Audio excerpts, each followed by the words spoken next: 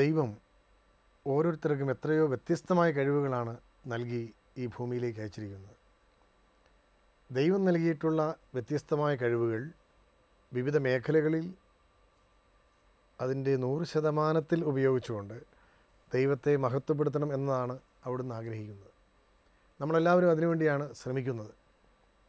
ഒരുപക്ഷെ ഈ ഒരു പ്രോഗ്രാം നിങ്ങൾ കണ്ടുകൊണ്ടിരിക്കുമ്പോൾ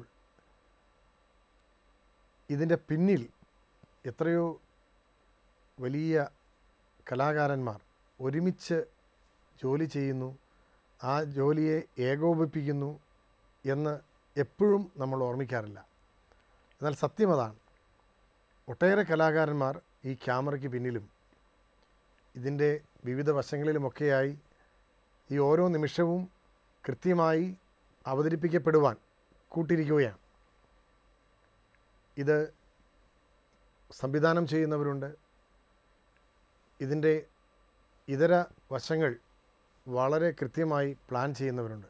എല്ലാം കൂടി ഒരുമിച്ച് ചേരുമ്പോഴാണ് ഒരു പ്രോഗ്രാമായി ഇത് മാറുക. ദൈവം ആഗ്രഹിക്കുന്നത് നമ്മുടെ കഴിവുകൾ ദൈവമഹത്വത്തിന് വേണ്ടി ഉപയോഗിക്കപ്പെടണമെന്നാണ്. ജീവിതത്തിൽ കുറച്ച് മുന്നോട്ട് പോകുമ്പോൾ നമ്മുടെ പഴയ ജീവിതശൈലികളെയൊക്കെ ഒന്ന് മിനുക്കിയെടുത്ത് കൂടുതൽ നല്ല രീതിയിൽ അവതരിപ്പിക്കുവാൻ നമ്മൾ ആഗ്രഹിക്കാറുണ്ട്. അങ്ങനെ ആഗ്രഹിക്കുമ്പോൾ നമ്മുടെ പഴയകാല ജീവിതത്തിൽ നിന്നും പാഠങ്ങൾ പഠിക്കുവാൻ നമ്മൾ തയ്യാറാകുന്നു. പുതിയ പാഠങ്ങൾ പഠിക്കുവാൻ നമുക്കാവശ്യം എന്താണ്? നല്ലൊരു മനസ്സാണ്. പലപ്പോഴും ഇത്തരത്തിൽ നല്ലൊരു മനസ്സ് നമുക്ക് ലഭിക്കുന്നത് പ്രാർത്ഥനയുടെ, ഏകാന്തമായ പ്രാർത്ഥനയുടെ, ആരാധനയുടെ ഏതെങ്കിലുമൊക്കെ ഒരു നിമിഷത്തിലാവാം.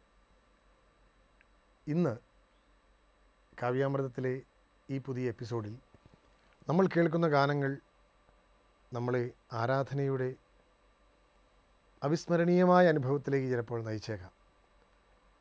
ഒരുപക്ഷെ കഴിഞ്ഞകാല ജീവിതത്തിൽ നിന്നും പുതിയ പാഠങ്ങൾ ഉൾക്കൊണ്ടുകൊണ്ട് നല്ല തീരുമാനങ്ങൾ എടുക്കുവാൻ ഈ ഗാനങ്ങളുടെ ശ്രവണം നമ്മളെ സഹായിച്ചേക്കാം.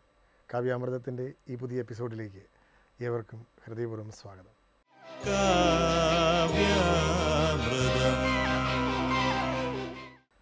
1984 ഞങ്ങൾ സെമിനാരിയിൽ പ്രവേശിക്കുന്നത്. സെമിനാരിയിലെ ആദ്യകാല ജീവിതങ്ങളിൽ സെമിനാരിയിൽ രാജഗിരി കളമശ്ശേരി സെൻറ്റ് ജോസഫ് പോസ്റ്റലൻസ് ഹോമിൽ ഞങ്ങൾ നടത്തിയ ആരാധനകൾ അത് ഇന്നും മനസ്സിൽ മായാതെ നിൽക്കുന്ന അനുഭവങ്ങളാണ്. ഞങ്ങളുടെ അന്നത്തെ രക്ഷസനായിരുന്ന ഭാഗ്യസ്മരണാർഹനായ സിൽവസ്റ്റർ പുതുശ്ശേരി അച്ഛൻ, അദ്ദേഹം ഭാരതീയമായ ശൈലിയിലും ആരാധനയുടെ ഗാനങ്ങൾ ചിട്ടപ്പെടുത്തിയിരുന്നു. എന്നാൽ എൻ്റെ മനസ്സിനെ ഏറെ സ്വാധീനിച്ച അതിമനോഹരമായൊരു ഗാനമുണ്ട്. ഒരു നിമിഷം നിൻ സന്നിധിയിൽ എന്ന് തുടങ്ങുന്ന ഗാനമാണ്. അന്ന് ഈ ഗാനം ആവേശത്തോടുകൂടി ഞങ്ങൾ പഠിച്ച് പാടുമ്പോൾ ആരാണ് ഇതെഴുതിയത് എന്ന് ഞാൻ പലപ്പോഴും ആലോചിച്ചിട്ടുണ്ട്. അതിന് സംഗീതം നൽകിയത് ആരാണ്? അന്ന് അതൊന്നും അറിയുമായിരുന്നില്ല. എന്നാൽ പിന്നീട് ഞാൻ മനസ്സിലാക്കി ഈ ഗാനം എഴുതിയത് MCBS സഭയിലെ ഏറ്റവും പ്രശസ്തനായ ഗാനരചയിതാവ്, ഒട്ടനവധി ആരാധനാ സ്തുതി കീർത്തനങ്ങൾ മലയാളിയുടെ ആത്മീയ മനസ്സിന് സമ്മാനമായി നൽകിയ തോമസ് ഇടയാലച്ഛനാണ്. തോമസ് ജേക്കബ് എന്ന് പറയുന്ന ഒരു സംഗീതജ്ഞനാണ് ഇതിന് ഈണം നൽകിയത്. മനോഹരമായ ഈ ഗാനം എത്ര പ്രാവശ്യം നമ്മൾ കേട്ടാലും നമുക്ക് മതിയാവില്ല. ഇന്നും ആളുകൾ ഇത് ധാരാളമായിട്ട് കേൾക്കുന്നുണ്ട്. ശാന്തമായി നിശബ്ദതയിൽ ലൈറ്റുകളൊക്കെ അണച്ച് തമ്പുരാൻ്റെ മുമ്പിൽ, തിരുവോസ്തിയുടെ മുമ്പിൽ മൗനമായി നമ്മൾ ഇരുന്നതിന് ശേഷം ഈ ഗാനം ഒന്ന് കേട്ടു നോക്കുക. വളരെ അത്ഭുതകരമായ ഹൃദയസ്പന്ദനങ്ങൾ, ആത്മീയമായ അനുഭവമായി നമുക്ക് ലഭിക്കും. അമ്മ തൻ്റെ കുഞ്ഞിനെ മറന്നാലും ദൈവം നമ്മളെ മറക്കുകയില്ല എന്ന് അച്ഛൻ്റെ വരികൾ നമ്മളെ ഓർമ്മിപ്പിക്കുകയാണ്. ഒരിക്കൽ പാപത്തിൽ വീണുപോയാൽ, എക്കാലവും നമ്മൾ പാപികളാണ് എന്ന് വിചാരിച്ച് വിറങ്ങലിച്ചിരിക്കുന്ന ഒരു പാപി മനസ്സ് നമ്മുടെ ധ്യാന ജീവിതങ്ങൾ പലപ്പോഴും നമുക്ക് സമ്മാനിക്കാറുണ്ട്. എന്നാൽ ദൈവത്തിൻ്റെ സ്നേഹവും കരുണയും നമ്മുടെ എല്ലാ പാപങ്ങളെയേക്കാൾ വലുതാണ് എന്നും അതിനെ അതിജീവിക്കുന്നതാണ് എന്നും അവിടെയാണ് നമ്മുടെ ആശ്രയം വയ്ക്കേണ്ടതെന്നും ഈ ഗാനം നമ്മെ ഓർമ്മിപ്പിക്കുകയാണ്. തോമസ് അടിയാലച്ചൻ്റെ 1983 പുറത്തിറങ്ങിയ ദിവ്യകാരുണ്യ ഗീതങ്ങൾ എന്ന ആൽബത്തിലെ ഈ ഗാനം ഇപ്പോൾ കേൾക്കുമ്പോഴും മറിച്ചൊരു അനുഭവമായിരിക്കില്ല നമ്മുടേത്. പ്രാർത്ഥനാപൂർവം ഈ ഗാനം ഒന്ന് കേട്ടു നോക്കുക.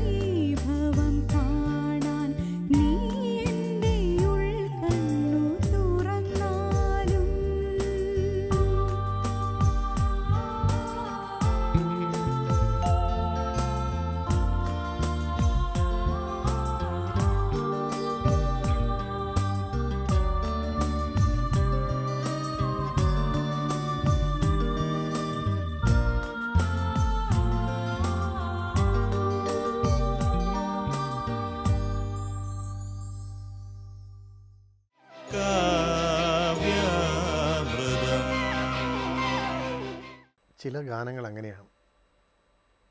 ഈണം നമ്മെ വീണ്ടും വീണ്ടും സ്വാധീനിക്കാം. ചില ഗാനങ്ങളുടെ വരികളാവാം നമ്മളെ സ്വാധീനിക്കുന്നത്.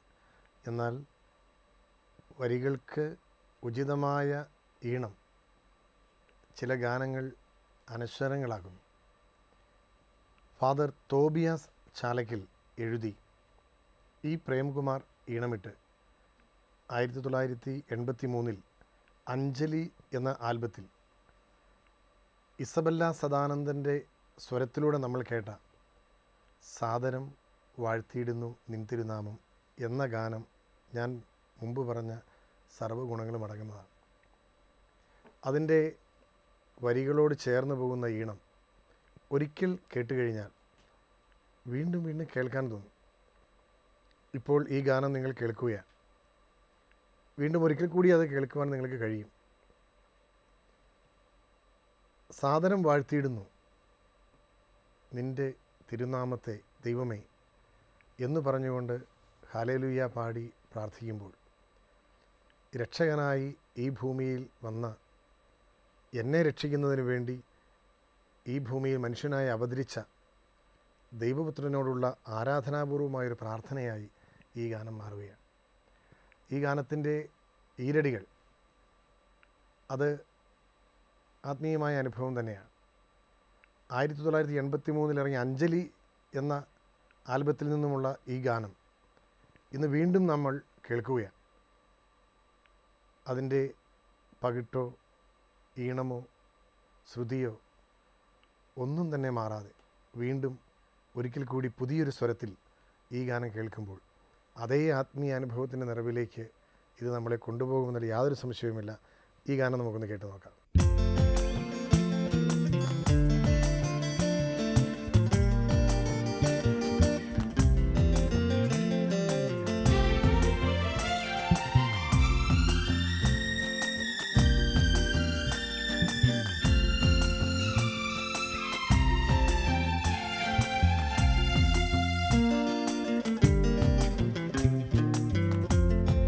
സാദരം വാഴ്ത്തിയിടുന്നു നിൻ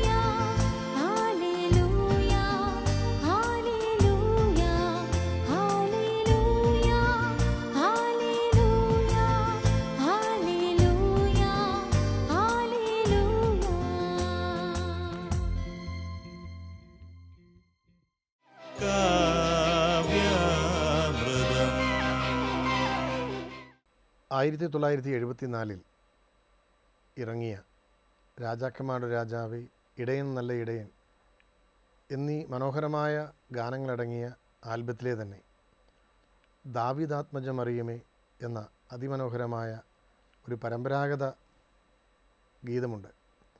അത് യാക്കോബായ ഓർത്തഡോക്സ് സഭകളുടെ പ്രാർത്ഥനകളിൽ തുടർച്ചയായി അവർ ഉപയോഗിച്ചുകൊണ്ടിരുന്ന വളരെ ദൈർഘ്യമുള്ള ഒരു ഗാനമാണ്, ഒരു പ്രാർത്ഥനാ ഗീതമാണ്.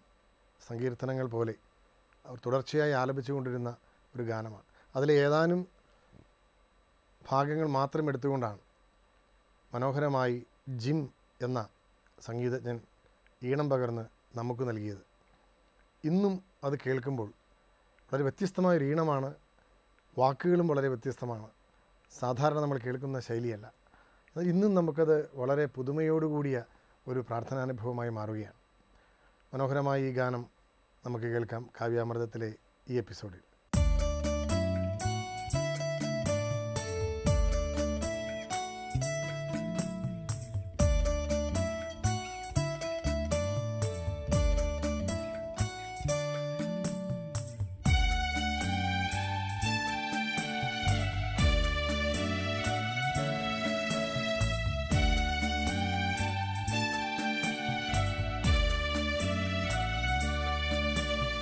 ദാവീദാത്മജമറിയാമേ കന്യേ തന്വെങ്കി നിൻ വൃത്താന്തം വർണ്ണിപ്പാൻ ജ്ഞാനപ്രാപ്തൻ താൻ.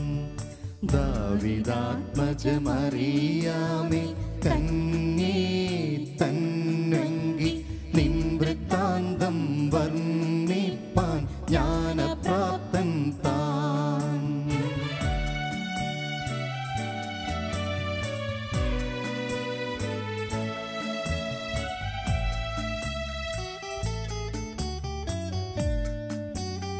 നിർമ്മല കന്യേ നീ വർണ്ണം, നിർമ്മല കന്യേ നീ വർണ്ണം സർവേശനു നൽകി നിന്നിൽ താൻ ദേഹം പൂണ്ടു നിൻ പ്രാർത്ഥന ശരണം. നിന്നിൽ താൻ ദേഹം പൂണ്ടു നിൻ പ്രാർത്ഥന ശരണം. ദാവീദാത്മജമറിയാമേ കന്യേ തന്വെങ്കി നിൻ വൃത്താന്തം വർണ്ണിപ്പാൻ ജ്ഞാനപ്രാപ്തൻ താൻ.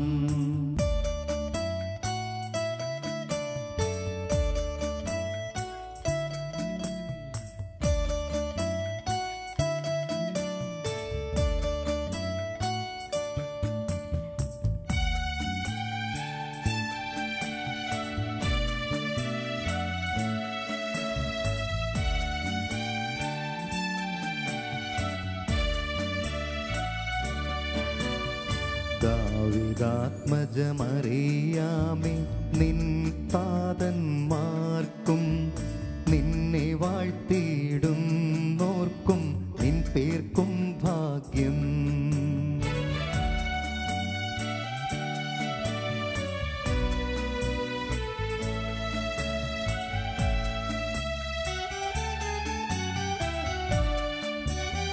ദാവീദാത്മജമറിയാമേ ദാവീദാത്മജമറിയാമേ സ്ത്രീരത്നം നീത സംസ്തുത്യം തന്നെ കന്യേ നിൻ ഗർഭം ശുദ്ധേ. സംസ്തുത്യം തന്നെ കന്യേ നിൻ ഗർഭം ശുദ്ധേ. ദാവീദാത്മജമറിയാമേ കന്യേ തന്വെങ്കി നിൻ വൃത്താന്തം വർണ്ണിപ്പാൻ ജ്ഞാനപ്രാപ്തൻ താൻ. ദാവീദാത്മജമറിയാമേ കന്യേ തന്വെങ്കി നിൻ വൃത്താന്തം വർണ്ണിപ്പാൻ ജ്ഞാനപ്രാപ്തൻ താൻ.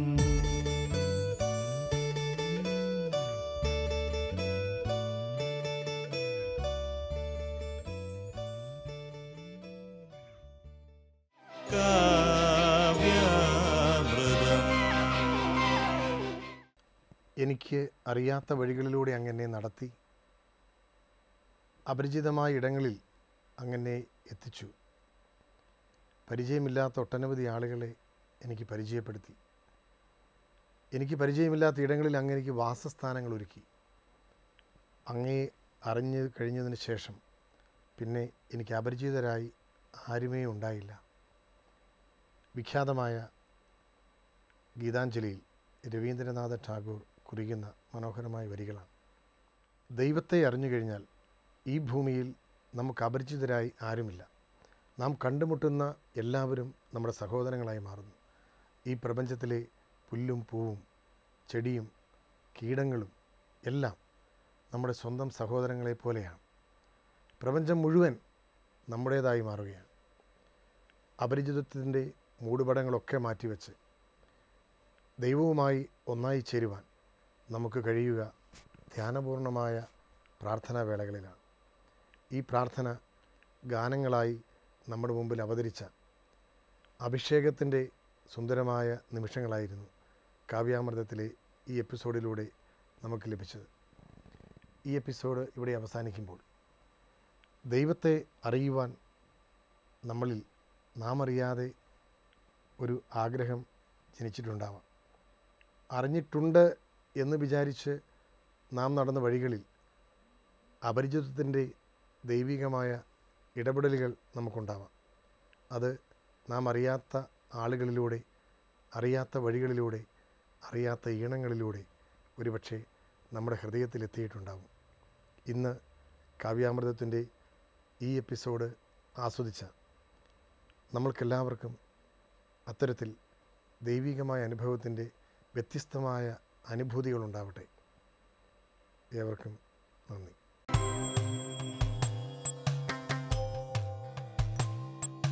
സത്യസൗന്ദര്യ സ്നേഹമാധുര്യം വഴിയുന്ന നിസ്തുല കാവ്യാമൃതം നുകരാം നമുക്കിനി നമ്മളിൽ തെളിക്കട്ടെ നിർമ്മല ഭാവങ്ങളും നന്മയും ആനന്ദവും നിത്യമീ കാവ്യാ